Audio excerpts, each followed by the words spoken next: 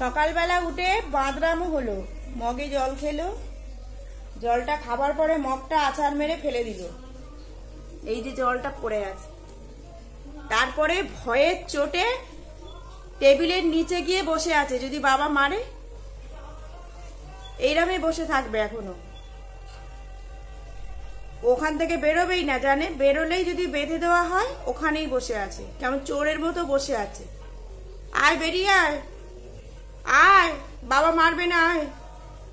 তুই করিস কেন সকালবেলা উঠে এইসবগুলো? কে করলো? মগ ফেলে দিল, জল ফেলে দিলে, কেন করেছো?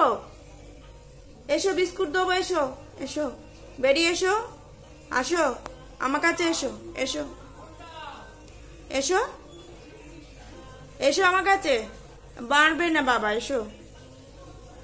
দুষ্টুমি করার বেলা মনে থাকে না, আসো বিস্কুট দেবো, এসো এসো এসো এসো, বাবা মারবে না, এসো এসো মান্ডু, এসো, তোমার বিস্কুট দেবো, এসো। তুমি দুষ্টু করেছো কেন? তার বেলা মনে নেই? পাজি মেয়ে ঢং করছে আবার। ওর তলায় ঢুকে থাকলে তুই বেঁচে যাবি? বেরিয়ে আয়, আয় আয় আয় আয় আমার কাছে আয়। আর বাবা মারবে না, এসো এসো, আর করবে না বাবা, এসো এসো আমার কাছে, এসো। আমি বলে দেবো বাবা মারবে না, এসো। বেরোতে পারছিস না নাকি? আয়, চেয়ারটা সরিয়ে দেবো? আচ্ছা আমি সরিয়ে দিচ্ছি, এসো।